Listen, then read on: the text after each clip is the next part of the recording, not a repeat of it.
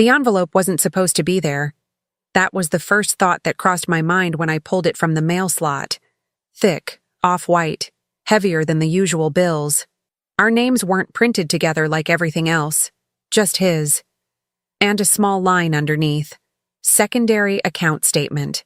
I didn't open it right away.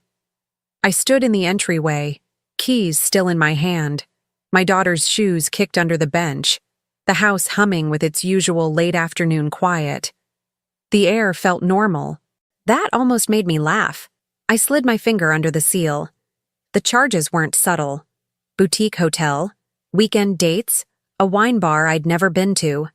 Then I saw the line that made my stomach drop so hard I had to sit down. Authorized user. Talia Pierce. I said her name out loud. Once, just to hear it.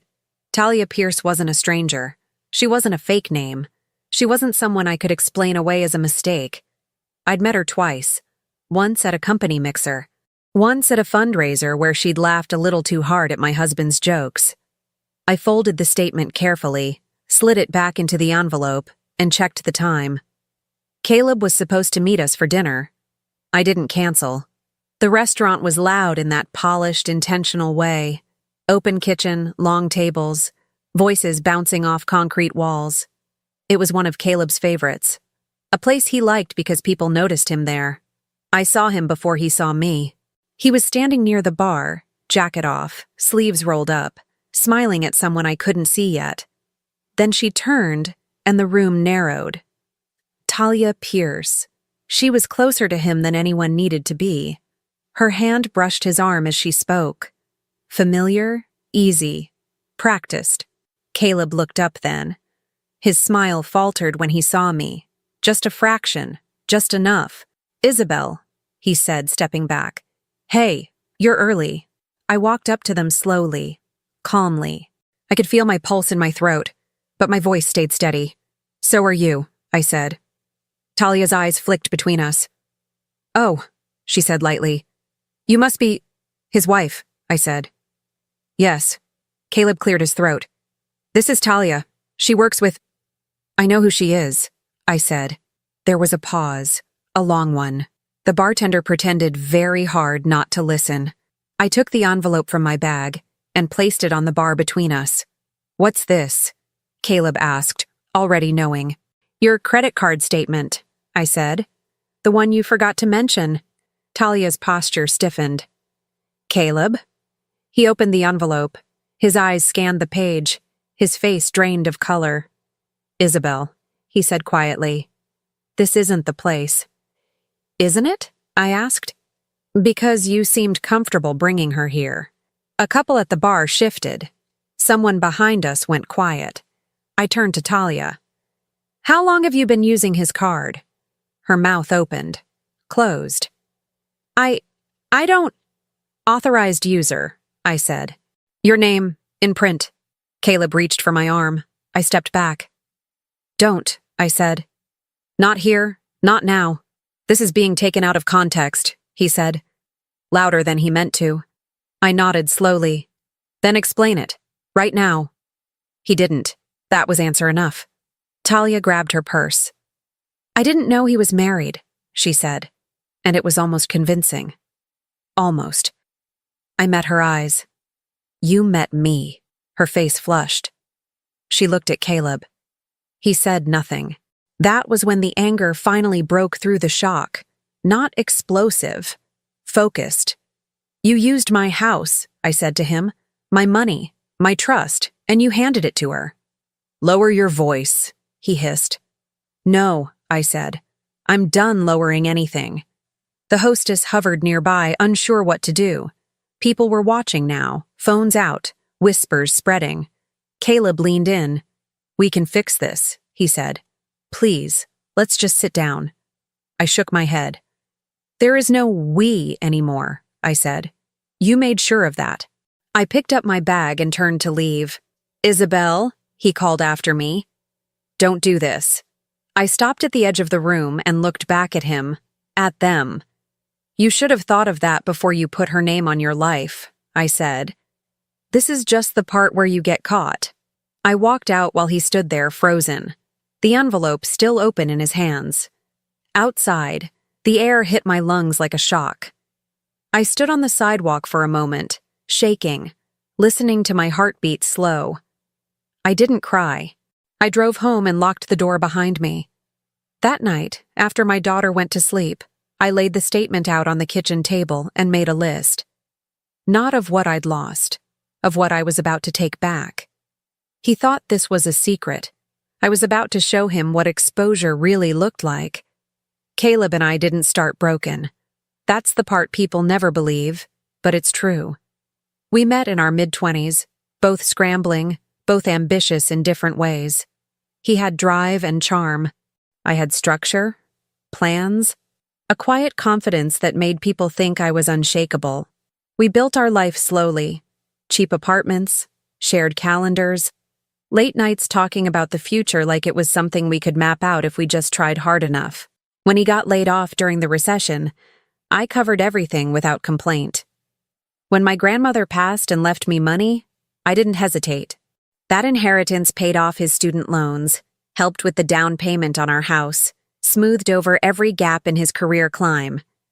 We never labeled it that way, but it became understood.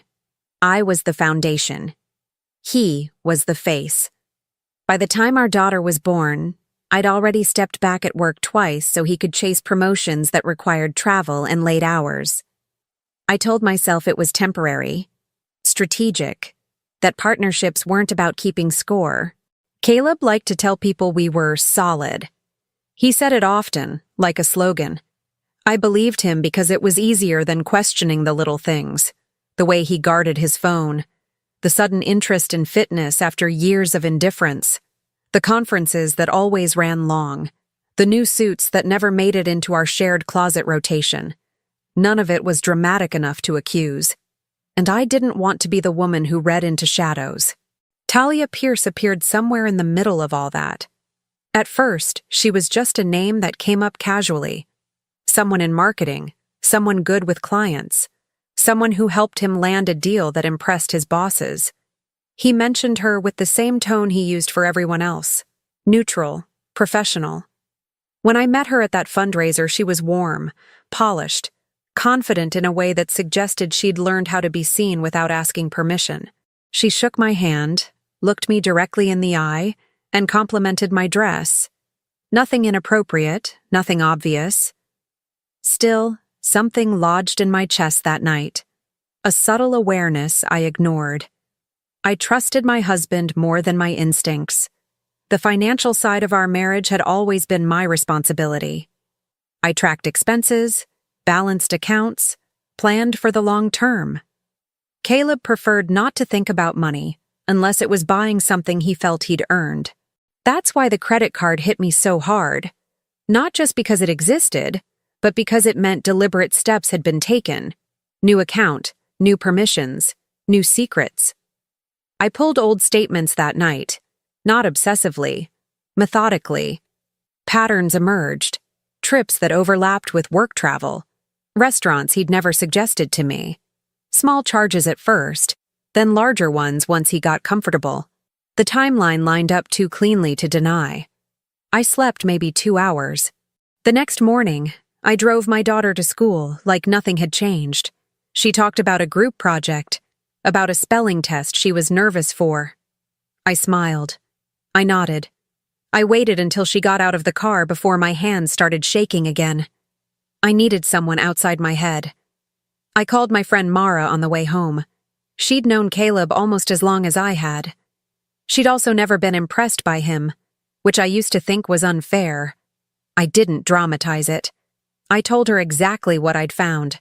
She was quiet for a long moment.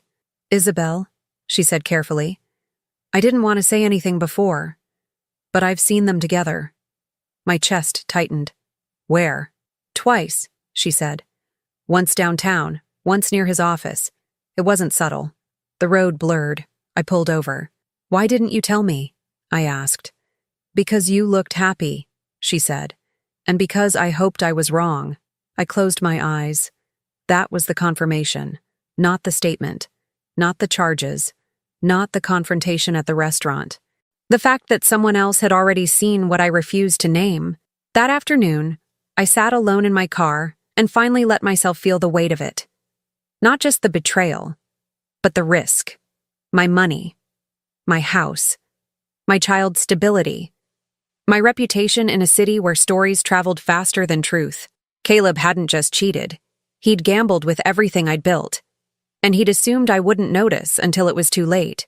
That night, after my daughter went to bed, I opened a blank document and titled it, Next Steps. I wasn't reacting anymore. I was preparing. I woke up clear. Not calm, not healed, just clear. There's a moment after something breaks where your brain stops trying to protect you from the truth. That morning, I didn't replay the restaurant.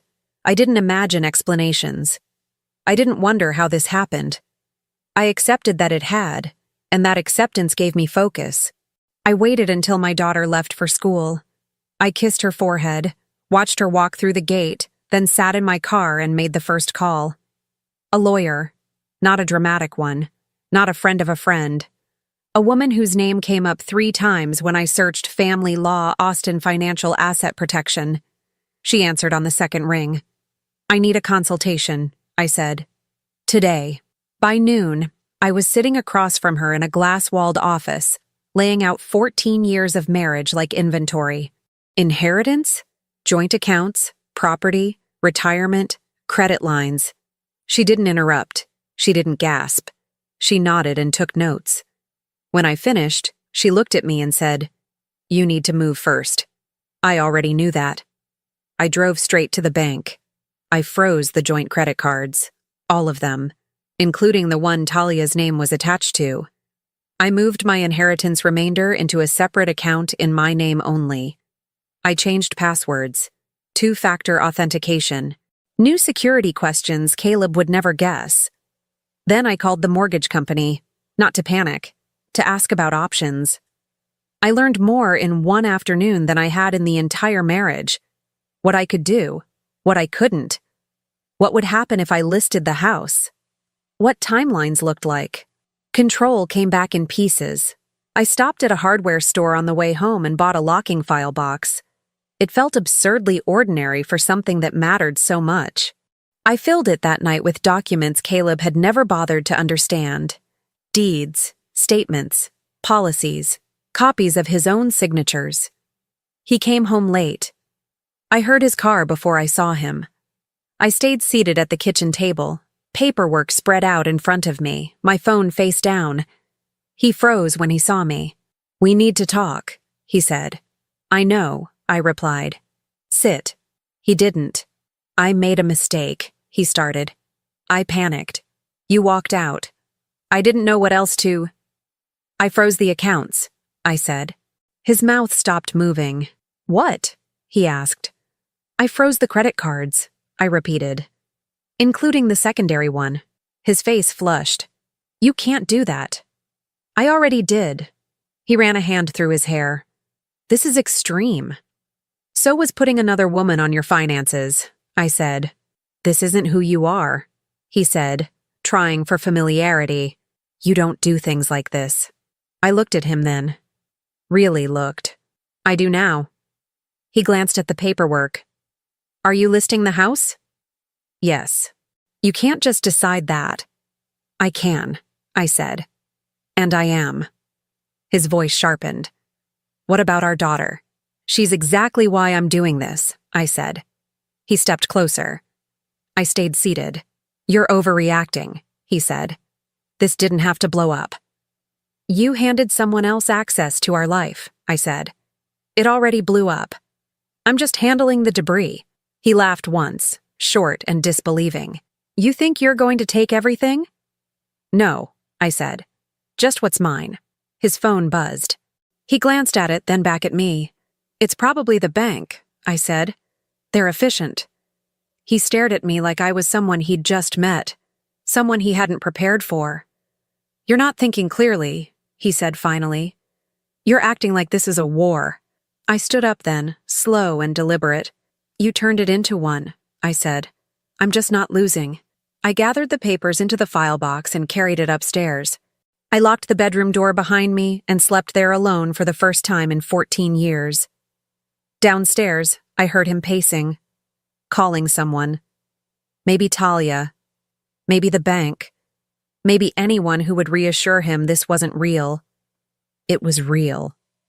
And by the time he understood how far ahead I already was done asking for permission. The fallout didn't arrive all at once. It rolled in, quiet and steady, like something heavy gaining momentum. Caleb learned what I'd done the next morning when his card was declined at a coffee shop near his office. I knew because my phone lit up 5 seconds later. "What did you do?" "Call me. Now." I didn't respond. By noon, the messages stacked up. Short ones at first. Confused, then sharp, then panicked. He couldn't book a car, couldn't expense a lunch, couldn't move money between accounts he'd never bothered to understand because I always handled it. The illusion of control he'd lived inside cracked fast once it touched reality. I spent that same morning doing things he didn't even know were possible. I met with a realtor and walked through my own house like a buyer would. She pointed out features. I nodded. I signed paperwork. Photos were scheduled. A discreet listing, she said. Quiet but effective. That afternoon, I emailed the school and updated emergency contacts. I removed his unrestricted pickup access. It wasn't vindictive. It was protective. My lawyer approved it in writing. Control wasn't loud. It was procedural.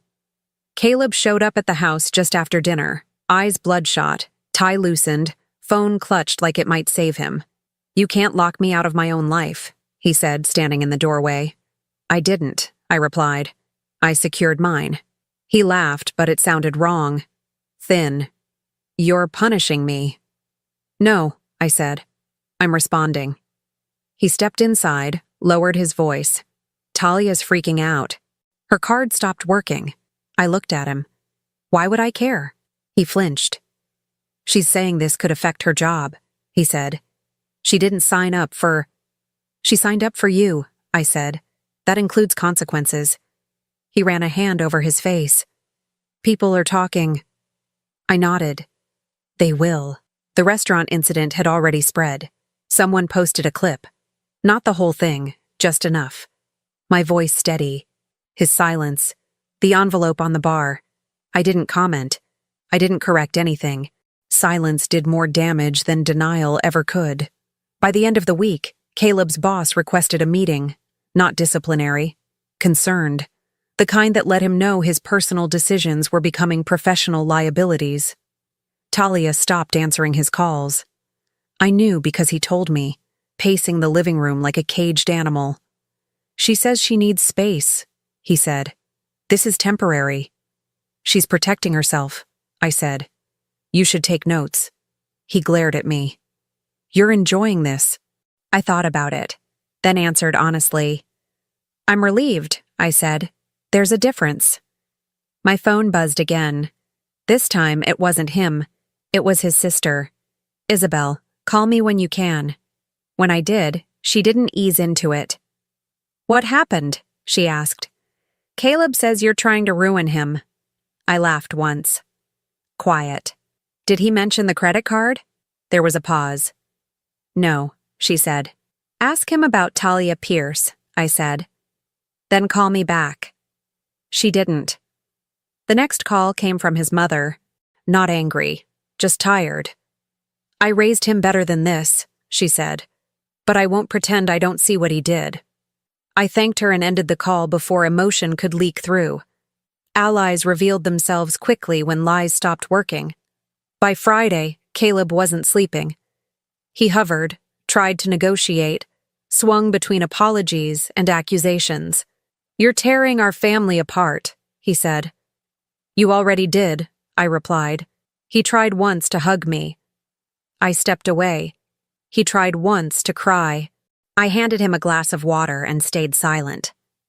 That night, he stood in the doorway of the guest room. "I don't know how to fix this," he said. "You don't," I said. "You live with it." His phone rang then. He answered. His shoulders slumped. After he hung up, he didn't look at me. "She blocked me," he said. I nodded. That's the pattern. He finally met my eyes. Fear sat there now. Real fear. Please, he said. Just talk to me. I gathered my papers and walked past him. I am, I said. You just don't like what I'm saying. Behind me, I heard something break. Not glass, something internal. The sound of a man realizing his safety net was gone. And that was only the beginning. The invitation came through his mother, a Sunday lunch, family only. Neutral ground, she said. No drama. I almost declined. Then I realized something important. Caleb needed witnesses, and so did I. I agreed. The restaurant was Old Austin, linen napkins, quiet confidence, the kind of place where reputation sat at the table before you did. By the time I arrived, most of them were already there. His parents, his sister, 2 cousins. Caleb sat stiff-backed, hands folded, trying very hard to look reasonable. There was one empty chair beside him. I didn't take it. I sat across the table instead. We exchanged pleasantries no one believed. Menus opened. Water poured. The air was tight with things unsaid. Halfway through appetizers, Caleb cleared his throat. I asked everyone here because there's been a misunderstanding, he said, and I want to fix it. His mother glanced at me. I smiled politely and said nothing. This marriage hit a rough patch, he continued. Things got complicated, but Isabel is reacting in ways that are... I slid a folder onto the table. The sound it made was small, but the effect wasn't. What's that? His sister asked. Documentation, I said. Calm. Even. Credit card statements. Travel overlaps. A secondary account with an authorized user named Talia Pierce. Caleb stiffened. Isabel, don't do this here. Here is exactly where I'm doing it, I said. His mother's hand froze halfway to her glass. I turned the folder so they could see. Not everything. Just enough. She wasn't a mistake, I said. She was planned. The silence that followed was thick. Caleb leaned forward. This is private. No, I said. This is family. You involved them when you lied. His sister picked up a page and scanned it. Her face changed. You told me she was just a co-worker, she said. I am not discussing this like this, Caleb snapped. That's been your strategy, I replied. It's not working. His mother set her napkin down slowly. Caleb, she said, is this true? He looked at her, then away. That was the moment. Not the restaurant, not the folder. The refusal to answer his own mother. I supported you, she continued. We all did. Caleb's voice dropped. I didn't mean for it to go this far. I nodded once. That's the line you use when you've already crossed it. A waiter approached, sensed the tension, retreated. Caleb turned to me, eyes desperate. What do you want? I didn't raise my voice. I want the narrative to stop being flexible, I said. I want the truth to sit where it belongs. His cousin spoke up. Is the woman here today? No, I said. She stopped returning his calls once the money dried up. Caleb slammed his hand on the table. That's enough. It wasn't. His phone buzzed. He glanced at it, then shoved it face down. I recognized the name that flashed briefly. Talia. Answer it, I said. Go ahead. I'm not doing this, he said. Of course not, I replied. She already did. He stood abruptly. Chairs scraped, heads turned from other tables. This lunch is over, he said. No, his mother said quietly. It isn't. Caleb looked at her like he'd been struck. I won't be defending you, she said. Not from this. He swallowed. I gathered my folder and stood. I didn't come here to humiliate you, I said. I came here to end the pretending. I turned to the table. You don't need to choose sides. The facts already did. As I walked toward the exit, I heard his sister say, Caleb, what did you do? Outside, the air felt lighter. By the time I reached my car, my phone buzzed. A message from an unknown number. This isn't what I signed up for. Please stop. I stared at it for a moment. Then I blocked the number and drove away, leaving him at the table with nothing left to hide. Caleb didn't disappear after that lunch. He tried to rewrite history. It started quietly, the way damage control always does. Carefully worded messages to mutual friends, long phone calls late at night, a version of events where nothing was denied outright, but everything was softened, a misunderstanding, a marriage under pressure, a mistake that didn't reflect who he really was. I heard about it before I saw it. A neighbor asked if we were working things out. A parent from school tilted her head and said, "I hope you're okay," in a tone that suggested she'd heard something incomplete.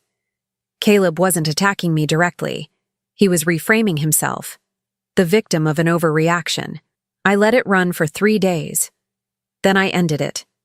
I didn't post anything. I didn't rant. I didn't explain myself to people who didn't deserve access.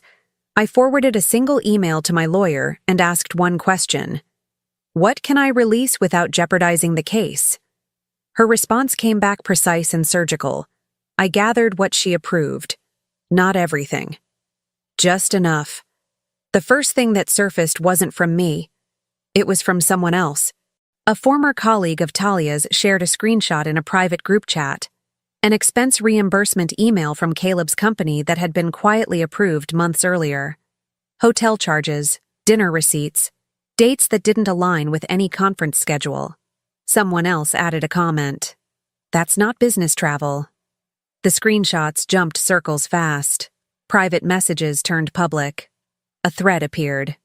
Then another. By the time Caleb realized what was happening, the story had already escaped his control. He called me 7 times that morning. I didn't answer. Instead, I watched as the narrative he'd tried to bend snapped back into place. People noticed patterns. Old photos resurfaced. Someone recognized Talia from the fundraiser. Someone else remembered seeing them together downtown. The pieces connected themselves. Caleb tried to respond with a statement. It was long, emotional, carefully neutral. He posted it mid-afternoon. Within minutes, someone replied with a single image, a cropped credit card statement. No caption, no commentary, just facts. The post spread faster than anything he'd said. He deleted his statement an hour later. His company placed him on temporary leave the next morning. Not fired, not yet. Just removed from visibility. Reputation management, they called it. Risk assessment. He came home early that day and found me in the living room, laptop open, calm. "You did this," he said. "No," I replied. "I stopping it." He paced.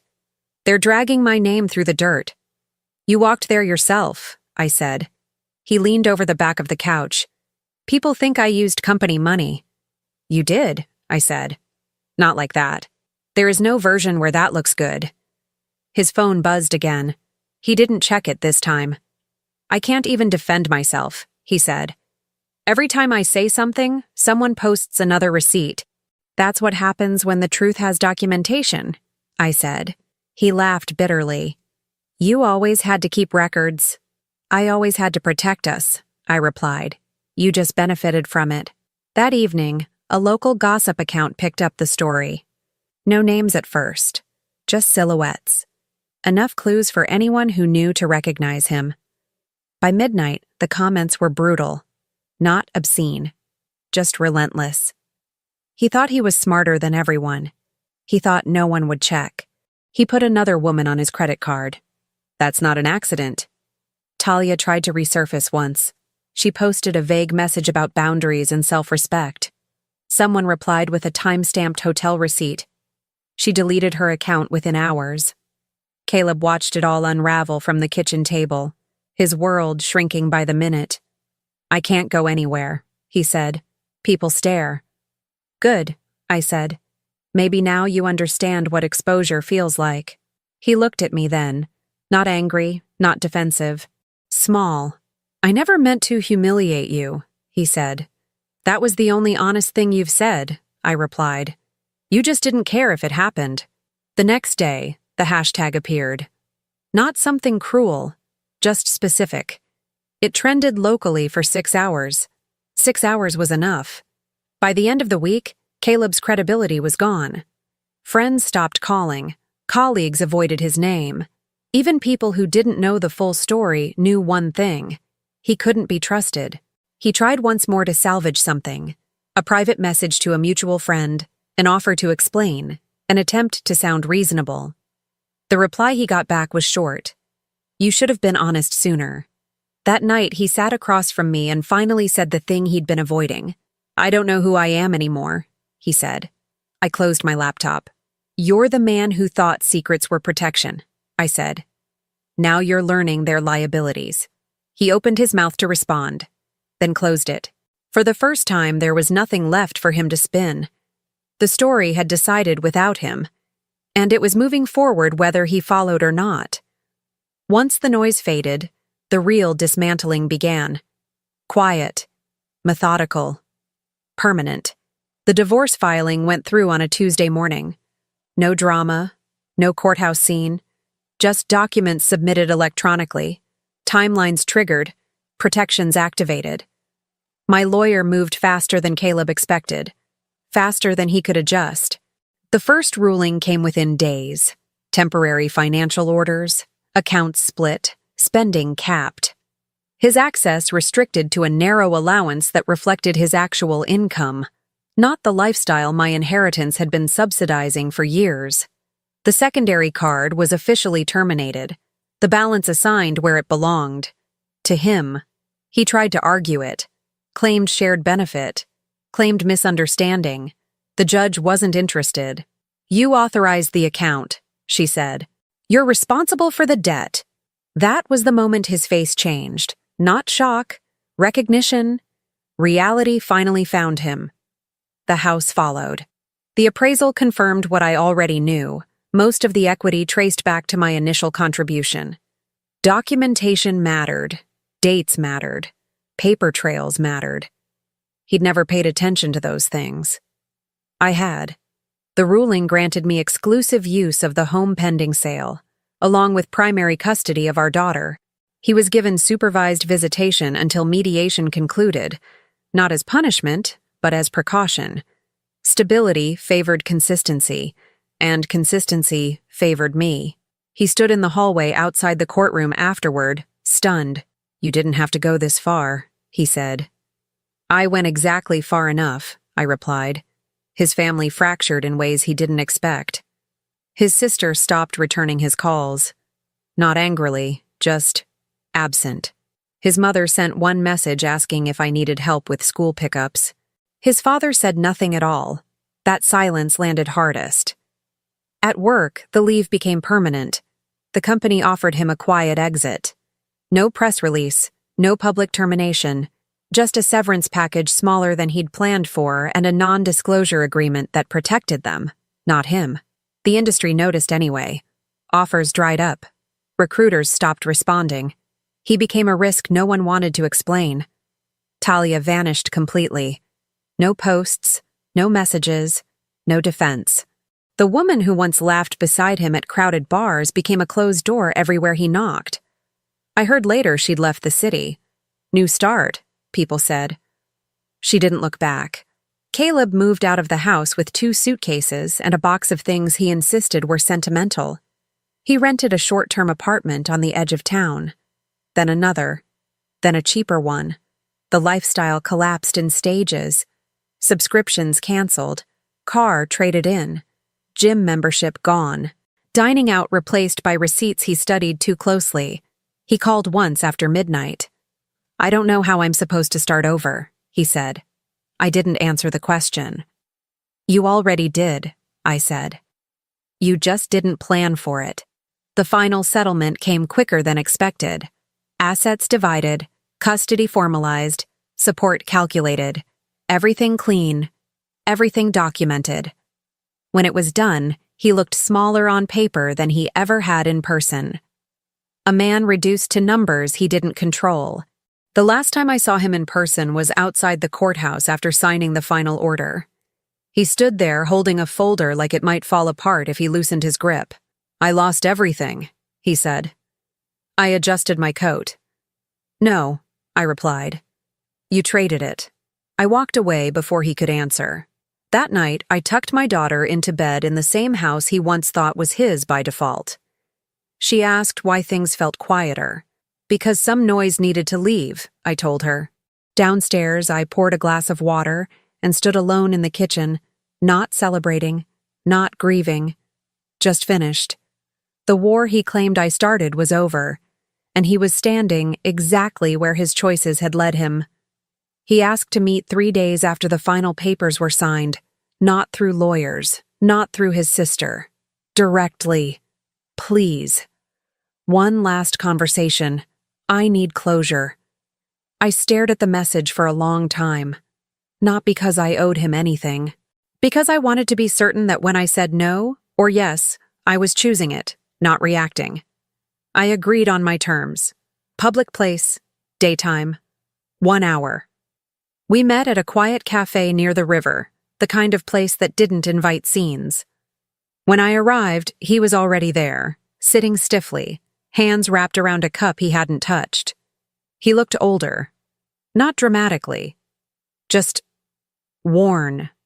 The confidence he used to carry like a tailored jacket had slipped off him, replaced by something uncertain and exposed. He stood when he saw me, hesitated, sat back down. "Thank you for coming," he said. I didn't respond. I took the chair across from him and set my phone face down on the table. "You wanted to talk," I said. "Go ahead." He nodded, swallowing. "I've been doing a lot of thinking." "I'm sure," I replied. He flinched, then pushed through. I didn't understand what I was risking. I thought I could keep things separate. "You thought you could control the damage," I said.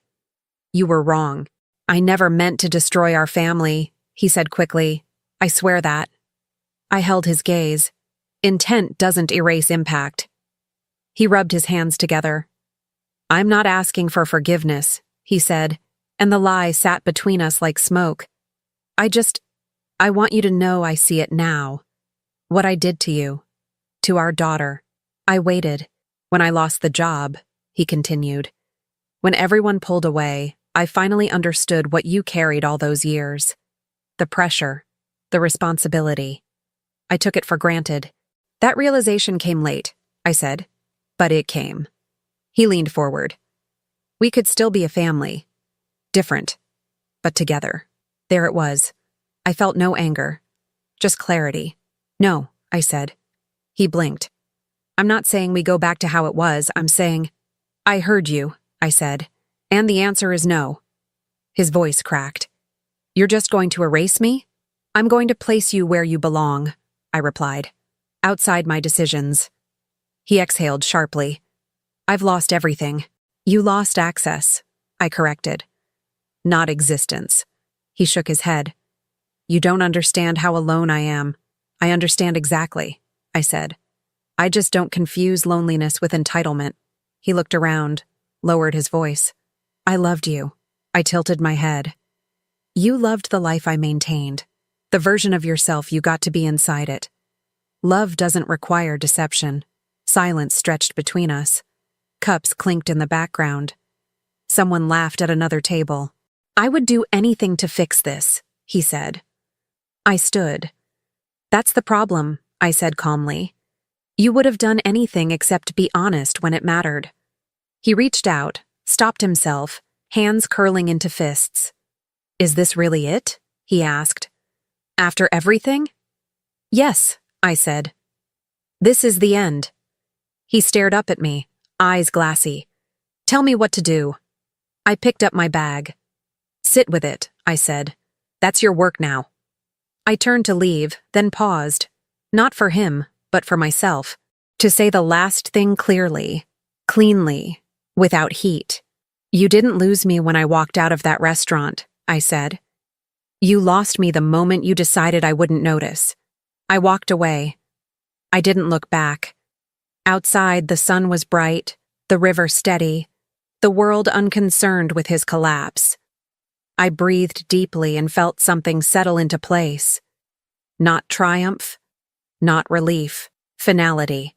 For the first time since his secret came to light, there was nothing left to confront, only forward. A year passes faster than you expect when you stop looking backward. The house feels different now. Not emptier, lighter. The mornings are quieter, but not lonely. My daughter moves through the rooms with a steadiness she didn't have before. She laughs more freely. She sleeps through the night. She stopped asking questions that didn't have answers. We built new routines without announcing them. Pancakes on Saturdays, walks after dinner, homework at the kitchen table where paperwork once sat like a battlefield. Stability stopped being something I defended and became something we lived. I went back to work full-time 6 months after the divorce finalized. Not out of necessity, but choice. I negotiated my role the way I used to negotiate everyone else's. Firm, informed, unapologetic. The confidence surprised people who thought they knew me only as someone's wife. I didn't correct them. Letting people underestimate you is a gift when you no longer need their approval. Financially, everything aligned the way it should have years earlier. My money was mine again. Clean accounts, clear plans, no hidden drains, no apologies attached to ambition. I rebuilt not because I'd been ruined, but because I'd been interrupted. My daughter asked once if her father was okay. He's responsible for himself now, I told her. Just like I'm responsible for us. She nodded, accepting that answer in a way only children can. Simple, unburdened, wise beyond explanation. I heard about him occasionally, not through gossip, through distance. He moved again, changed jobs twice, started over in a way that looked smaller each time someone mentioned it. The confidence never returned. The charm lost its edge without a structure to lean on. He became background noise. That was the real ending, not his loss, but my indifference. The woman who once braced herself before walking into rooms no longer existed. In her place stood someone who understood something fundamental. Betrayal doesn't destroy you unless you let it rewrite your worth. I didn't. I took what was broken and refused to frame it as failure. I treated it as information, data, a lesson that didn't need repeating. There are moments still, quiet ones, when I think about the version of my life that might have been if he'd chosen honesty. But those thoughts no longer sting. They pass like weather. Acknowledged. Released. Freedom isn't loud. It doesn't announce itself with revenge or rage or victory speeches. It arrives when you stop organizing your life around someone else's limitations. One evening, as my daughter and I cleaned up after dinner, she looked at me and said, "You're different now." I smiled. "Better?" She shrugged. "Stronger." That was enough. I don't tell this story because I need validation. I tell it because silence protects the wrong people. Because too many women are taught to absorb damage quietly and call it grace. Grace is choosing yourself when someone else decides you're optional. Betrayal didn't free me. My response to it did. And that's the difference between surviving and transforming. Thank you for staying with this story until the end. If it resonated with you or reminded you of something you've lived through, I'd love to hear your thoughts or your own experience in the comments. Your voice matters here. If you want to support the channel, click the hype button, hit like, and share this story with someone who might need it. And if you haven't already, subscribe so you don't miss the next story. I'll see you in the next one.